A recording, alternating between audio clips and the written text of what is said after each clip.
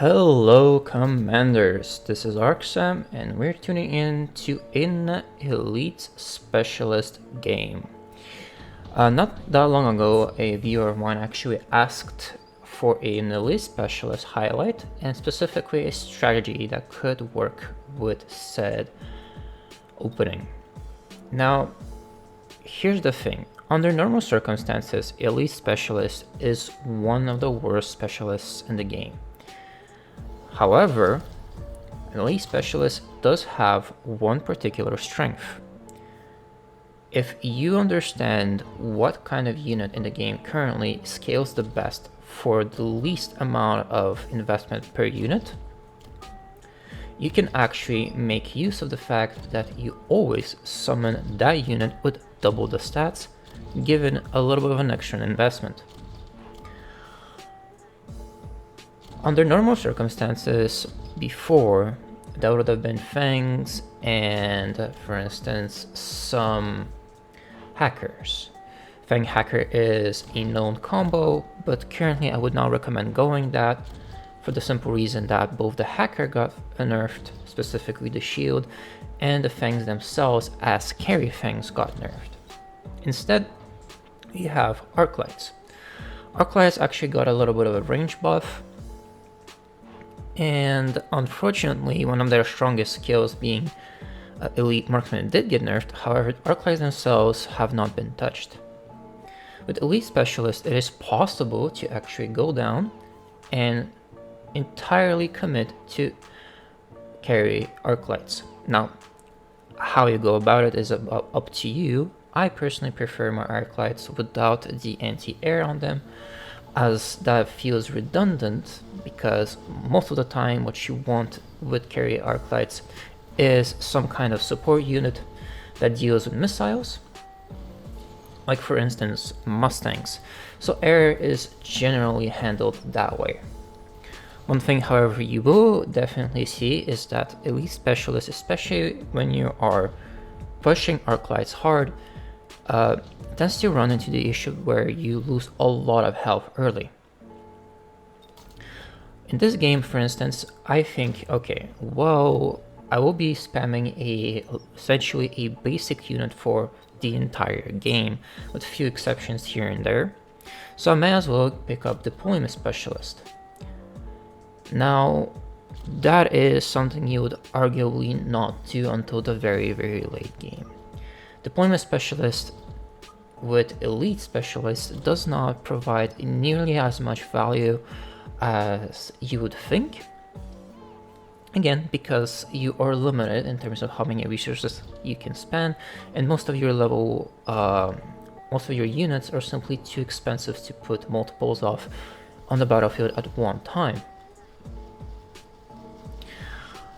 Now, in terms of what kind of upgrades, what kind of build path you should follow, that depends a little bit on what your opponent is doing. But in terms of priority, I am going to borrow from a match where I actually lost such a similar strategy, and I'm going to repeat that same order here. You go extra range, you go Elite, you go Charge Shot, and finally Interference. If your opponent is spamming upgrades, you can go Electrical Interference first. If you do not have access to Electrical Interference, you essentially go down the range in damage route as much as you can until your opponent starts investing into some kind of air units. Usually it's Phoenix, so you can definitely think about it that way. Now, in terms of what kind of support units do you want? It's a 50-50 between Fangs and Crawlers. Crawlers are unironically amazing with Elite Specialist. Reason being that Elite Specialists, Crawlers double health and double damage actually turns the Crawlers from a normal chaff unit into a real threat if they approach. And obviously you invest into some speed or potentially things like that if necessary. For instance, you can go underground upgrades. In this game specifically, I don't go that route, I don't feel like I need to, but if under normal circumstances level 1 crawlers simply do not deal enough damage to be relevant, with Elite Specialists that changes, and you can definitely abuse that fact. Fangs, on the other hand, become less valuable to an extent, because if you're using them as chaff units, you are obviously investing more resources into putting them into play. Now, here's the catch. Fangs level 2 provide a little bit too much XP for your opponent if they have a very easy way of clearing them. I would certainly not recommend going Fangs unless your opponent is specifically vulnerable to chaff units that have layered health, like Fangs with shields. Now, as the game is progressing currently, you're starting to see that we are slowly beginning to win.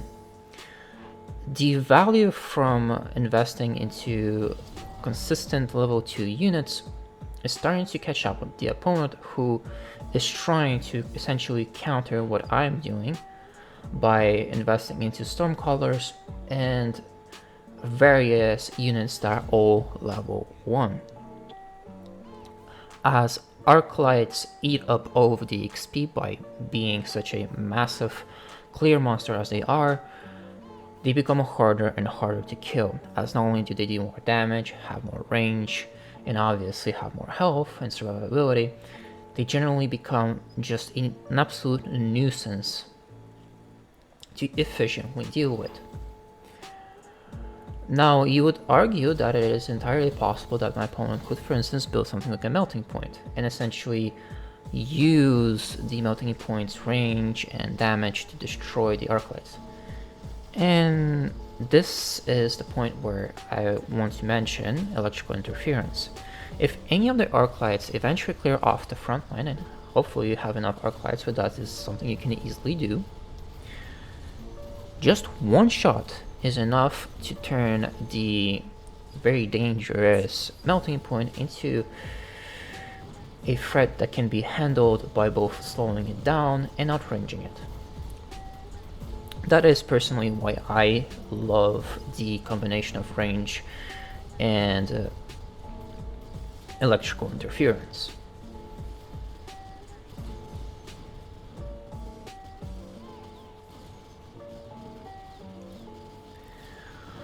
Something you will definitely should start mentioning is that I don't pick up skills all that often. Skills are usually a very strong way of winning rounds and pushing damage, but I know that my strategy scales so ridiculously well that my only real concern is just putting down more of the units that I have. You'll start noticing though that as much as I would like to put down a lot of Arclights, I'm limited between upgrades and all of these potential items that I would like to get onto my high level units. It's just not possible to utilize the deployment specialist I took earlier in the game. Now, knowing that in the future, you should probably avoid it, and I'll be similarly, I will avoid it as well. Now, my opponent went for Vulcans. Vulcan is a very strange choice, but it makes some sense. It's mostly because of my 3 groups of Mustangs. But again, as you can see, it's a level 1 Vulcan. So not only is the damage going to be mostly negligible, it is very likely that my level 3 and level 2 Arclights will simply kill the Vulcan quickly enough before it can handle any of my Mustangs. Now, something that I would like to mention. In high level play, especially when you're facing a few packs of Stormcallers that aren't particularly upgraded, you do want to put down the missiles, anti-missile turrets, but you start noticing that you can't just place them anywhere you want. You want to place them in such a way that if your units do get destroyed in a round, you absolutely want those anti-missile turrets to survive. Now, I finally reaching the point where my arc lights are starting to scale out of control. I have not only a lot of arc lights, but they're almost fully upgraded at this point. This is where my opponent can start actually becoming afraid of my board, not just from the point of view of handling the stats that are there, but also just in general figuring out a way to handle this nonsense. I did take a little bit of extra resources from my command center this turn, knowing that my opponent is going to throw a bunch of skills at me, but this is also a very interesting point to make. When you're doing this strategy in particular, you notice a very important thing. Skills are generally less useful for your opponent. When you are not investing into a massively grouped army that is low health and low stats, it becomes very obvious very quickly that skills simply do not affect the opponent nearly as vividly as they would normally. And so if you ever do want to invest into this strategy, you can comfortably ignore most skills while obviously acknowledging that the opponent can do something nasty, like what my opponent did last turn to win the round. And finally, we're starting to reach the point where my arc lights are going to start annihilating everything my opponent puts down on the battlefield. And if it's on the ground, it will get destroyed, and if it's in the air, the Mustangs can handle it as well. It's also entirely acceptable after you reach a certain point of criticality to not put down extra units and focus on upgrades and essentially going tall. I wouldn't suggest doing this immediately, but as you see, I have a massive army of arclights, so I definitely don't feel pressured into putting down too many extra units. Now, one thing I definitely do want to mention is that Elite Marksman, although it was slightly nerfed, specifically the damage part of it, the extra range wasn't. And I would definitely suggest that you still respect Elite Marksman, and you definitely want to pick it up later into the game once multiple copies of the unit you are giving Elite Marksman to have some extra levels. Like right now, I have some level 3 arc lights as well as mostly level 2 arc lights, so the value generated by taking Elite Marksman is definitely very high. And right there, you definitely start seeing how my strategy is starting to catch up with the opponent. My opponent both invested into Phoenixes to hopefully counter my arc lights, as well as Vulcans deal with these Mustangs, but it's not working. Because most of these are level 1, they simply get annihilated very quickly, and none of it actually has any lasting impact. Unfortunate, but definitely something my opponent will start struggling more and more with.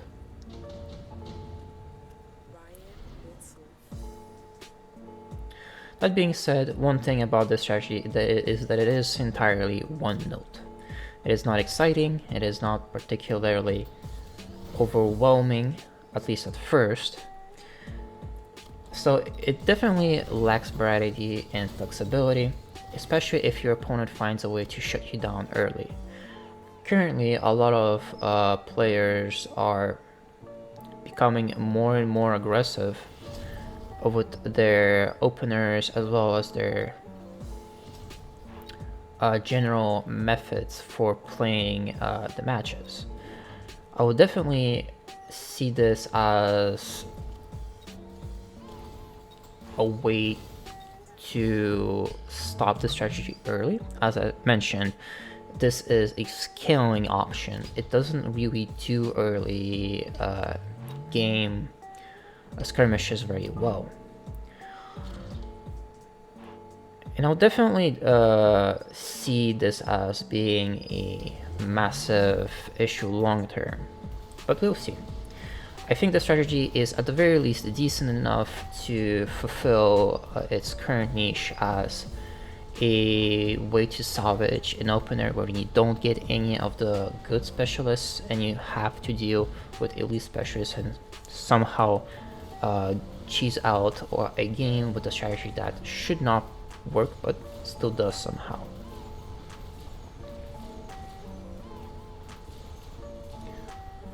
And once again, we invested into some Mustangs with anti-missile just to help out a little bit more with the massing army of Stormcrawlers that my opponent is currently putting down.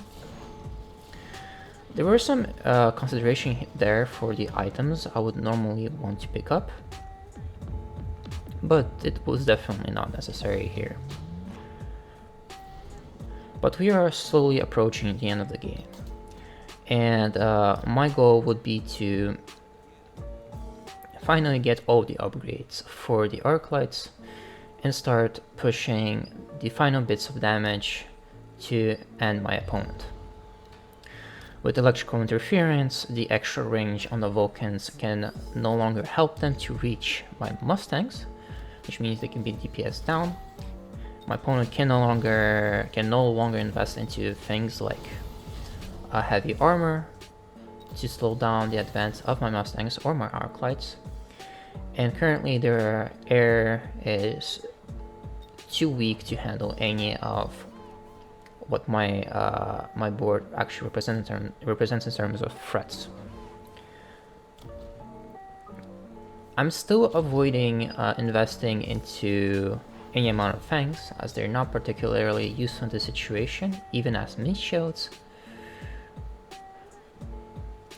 However, I'm definitely interested into having more crawlers, as those are amazing both against the Stormcrawlers as well as the mid-range unit my opponent is trying to rely on.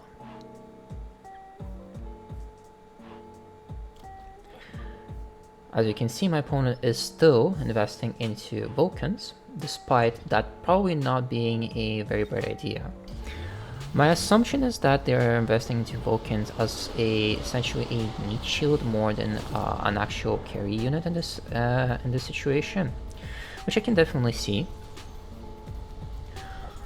but it's simply not enough. That being said, we are still not clearing off enough of these units quickly enough to truly make an impact.